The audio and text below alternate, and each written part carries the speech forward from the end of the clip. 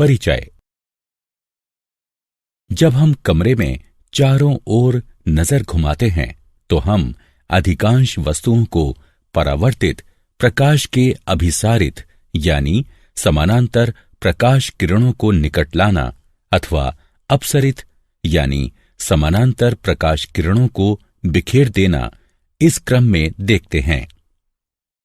अभिसरण और अपसरण की यह परिघटना गोलीय दर्पणों द्वारा होती है। वक्राकार पृष्ठ वाले दर्पण गोलीय दर्पण कहलाते हैं।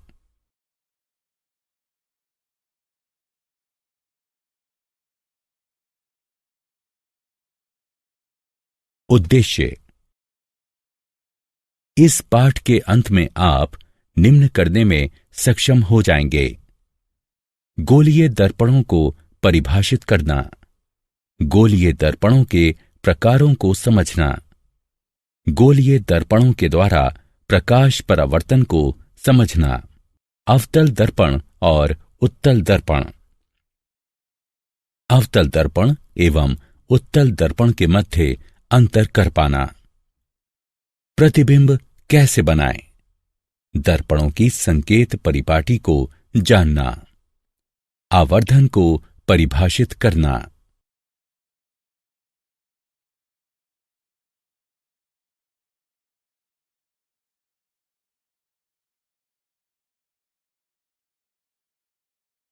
वक्रित पृष्ठों का परिचय। गोलीय दर्पण वह दर्पण होता है जिसका परावर्तक पृष्ठ कांच के किसी खोखले गोले का भाग होता है। गोलीय दर्पण दो प्रकार के होते हैं, अवतल दर्पण तथा उत्तल दर्पण। अवतल दर्पण ऐसा गोलीय दर्पण जिसमें पृष्ठ के झुकाव पर परावर्तन होता है, अवतल दर्पण कहलाता है। उत्तल दर्पण एक ऐसा गोलीय दर्पण जिसमें पृष्ठ के उभार पर परावर्तन होता है, उत्तल दर्पण कहलाता है। गोलीय दर्पणों को समझने के लिए आवश्यक बातें। वक्रता केंद्र, यह कांच के उस खोखले गोले का केंद्र होता है जिसका भाग दर्पण होता है। ध्रुव, गोलीय दर्पण का केंद्र ध्रुव कहलाता है। मुख अक्ष, वक्रता बिंदु तथा ध्रुव से होकर गुजरने वाली सीधी रेखा को मुख्य अक्ष कहते हैं। दर्पण का द्वारक, दर्पण का वो भाग जहां परावर्तन होता है, दर्पण का द्वारक कहलाता है। मुख्य फोकस, मुख्य अक्ष का वो बिंदु जिस पर परावर्तित होने के बाद सभी प्रकाश किरणें समानांतर तथा अभिसरित हो जाती हैं, मुख्य फोकस कहलाता है। फोकस दूरी, यह ध्रुव और मुख्य फोकस के मध्य की दूरी होती है। अवतल दर्पणों के द्वारा प्रतिबिंब प्राप्त करने के नियम। वक्रता, त्रिज्या और फोकल दूरी के मध्य का संबंध F बराबर R/2 होता है। नियम 1, वह प्रकाश किरण जो मुख्य अक्ष के समानांतर है, इसके फोकस से होकर गुजरती है और दर्पण से परावर्तित होकर। नियम 2, वक्रता केंद्र से होकर गुजरने वाली प्रकाश किरण वैसे ही पथ पर वापस परावर्तित होती है। नियम 3, फोकस से होकर गुजरने वाली प्रकाश किरण परावर्तन के बाद अक्ष के समानांतर हो जाती है। नियम 4, ध्रुव पर आपतित हुई प्रकाश किरण मुख्य अक्ष के साथ वैसा ही कोण बनाते हुए वापस परावर्तित हो जाती है। अवतल दर्पण द्वारा विभिन्न प्रकार के प्रतिबिंबों का निर्माण। जब बिंब ध्रुव P तथा फोकस यानी F के मध्य रखा गया हो, तब प्रतिबिंब बनता है दर्पण के पीछे, आभासी और सीधा, बिंब की अपेक्षा बड़ा यानी आवर्धित। जब बिंब फोकस यानी F पर रखा गया हो, तब प्रतिबिंब बनता है अनंतता पर, वास्तविक और उल्टा, अत्यधिक विवर्धित। अवतल दर्पण द्वारा विभिन्न प्रकार के प्रतिबिंबों का निर्माण। जब बिंब फोकस और वक्रता केंद्र के मध्य रखा गया हो तब प्रतिबिंब बनता है वक्रता केंद्र से परे। वास्तविक और उल्टा, बिंब की अपेक्षा बड़ा। जब बिंब वक्रता केंद्र यानी सी पर रखा गया हो तब प्रतिबिंब बनता है वक्रता केंद्र यानी सी पर। वास्तविक और उल्टा, उसी आकार का। जब बिंब अनंतता पर हो तब प्रतिबिंब बनता है फोकस पर। वास्तविक और उल्टा, बिंब की अपेक्षा छोटा। अवतल दर्पण के उपयोग। अवतल दर्पण का उपयोग किया जाता है टॉर्चों, वाहनों, हेडलाइटों और सर्च लाइटों में परावर्तक के तौर पर। चेहरे का बड़ा प्रतिबिंब देखने के लिए शेविंग दर्पण में। दंत चिकित्सकों द्वारा रोगी के दांतों का बड़ा प्रतिबिंब देखने के लिए। उत्तल दर्पणों द्वारा बनाए गए प्रतिबिंब प्राप्त करने के नियम। नियम 1। किसी उत्तल दर्पण के मुख्य अक्ष की समांतर किरण दर्पण की ओर से आती हुई प्रतीत होती है। नियम 2। उत्तल दर्पण के वक्रता केंद्र की ओर जा रही किरण उसी पथ के द्वारा परावर्तित होती है। नियम 3। उत्तल दर्पण के फोकस की ओर जा रही किरण परावर्तन के बाद मुख्य अक्ष के समांतर हो जाती है। नियम 4। ध्रुव पर आपतित किरण मुख्य अक्ष के साथ उसी माप का कोण बनाते हुए वापस परावर्तित होती है। किसी प्रतिबिंब में निम्नलिखित विशेषताएं सदैव पाई जाती हैं। प्रतिबिंब दर्पण के पीछे बनता है। यह आभासी और सीधा होता है। यह बिंब की अपेक्षा छोटा होता है। अवतल दर्पण द्वारा विभिन्न प्रकार के प्रतिबिंबों का निर्माण। जब बिंब अनंतता पर हो तब प्रतिबिंब दर्पण के पीछे बनता है, आभासी और सीधा होता है, बिंब की अपेक्षा छोटा होता है। जब बिंब ध्रुव और अनंतता के मध्य किसी स्थान पर रखा गया हो तब प्रतिबिंब दर्पण के पीछे बनता है, आभासी और सीधा होता है, बिंब की अपेक्षा छोटा होता है। उत्तल दर्पण के उपयोग।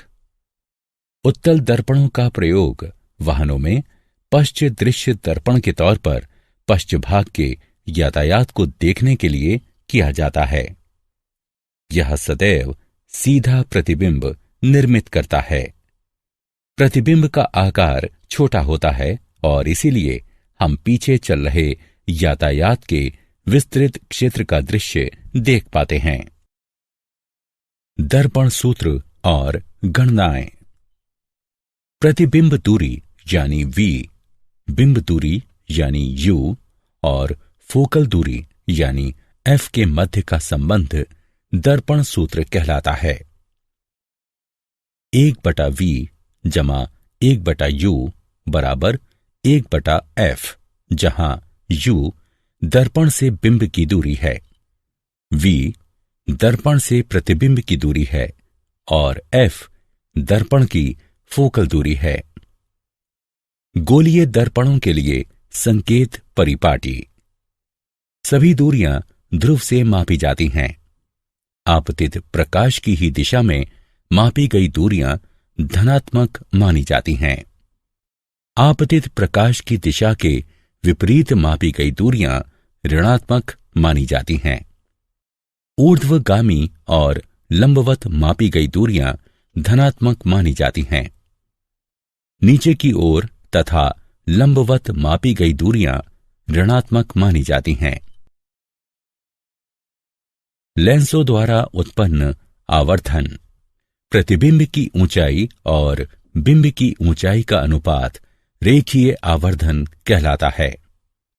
आवर्धन बराबर प्रतिबिंब की ऊंचाई h2 बटे बिंब की ऊंचाई h1, m बराबर h2 बटे h1।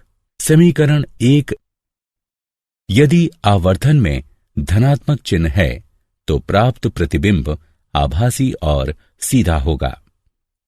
यदि आवर्धन में ऋणात्मक चिन्ह है तो प्राप्त प्रतिबिंब वास्तविक और उल्टा होगा। रेखीय आवर्धन प्रतिबिंब दूरी और बिंब दूरी के अनुपात के बराबर होता है।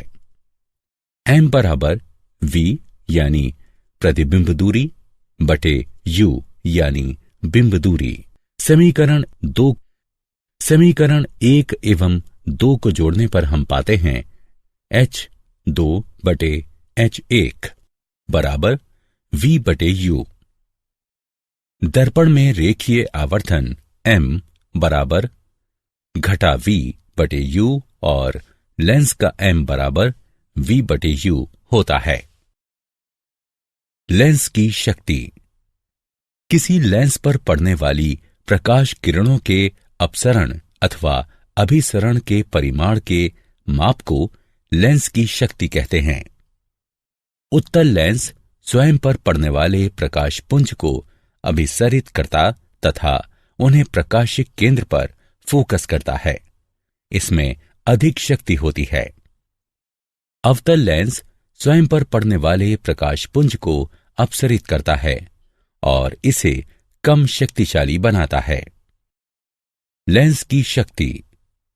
लेंस की शक्ति को उसकी फोकल दूरी के व्युत्क्रम के रूप में मीटर में परिभाषित किया जाता है। लेंस की शक्ति बराबर 1 बटे फोकल दूरी। आवश्यक बिंदु।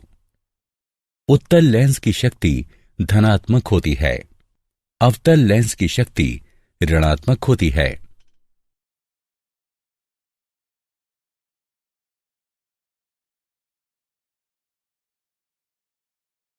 लेंसों के संयोजन की शक्ति। यदि कुछ लेंस निकट संपर्क में रखे जाते हैं तो लेंसों के संयोजन की शक्ति लेंसों की निजी शक्ति के बीजगणितीय योग के बराबर होती है। P बराबर P1 जमा P2। किसी लेंस की शक्ति की SI इकाई डायोप्टर होती है। इसे D अक्षर द्वारा व्यक्त किया जाता है। क्या आप जानते हैं प्रकाश अपने पथ में बिंबों पर भौतिक बल लगाता है। प्रकाश बल प्रकाश पुंज की शक्ति को प्रकाश की गति c से विभाजित करने पर प्राप्त होता है। ऋग्वेद में लिखा है कि प्रकाश 3 प्राथमिक रंगों पर आधारित होता है। तीनों रंगों के मिश्रण से ही दृष्टि के सभी बिंब बनते हैं।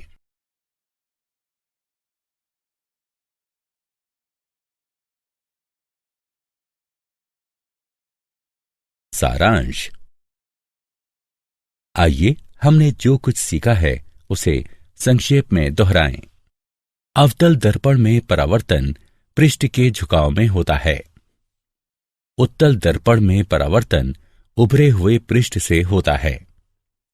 किसी गोलीय दर्पण की वक्रता त्रिज्या कांच के खोखले गोले की त्रिज्या होती है और दर्पण उसका एक भाग होता है।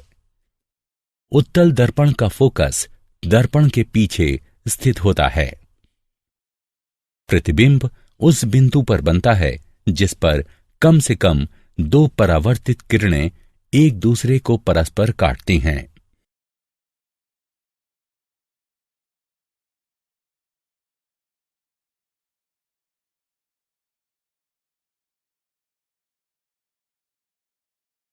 वास्तविक प्रतिबिंब सदैव उल्टा होता है और आभासी प्रतिबिंब सदैव सीधा होता है। सौर ऊर्जा के क्षेत्र में सौर भट्टियों को गर्म करने के उद्देश्य से सूर्य की किरणों को फोकस करने के लिए बड़े बड़े अवतल दर्पणों का प्रयोग किया जाता है।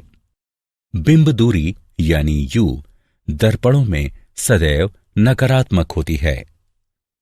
वह माध्यम जिसमें प्रकाश की गति अधिक होती है प्रकाश की ये दुर्लभ माध्यम कहलाता है।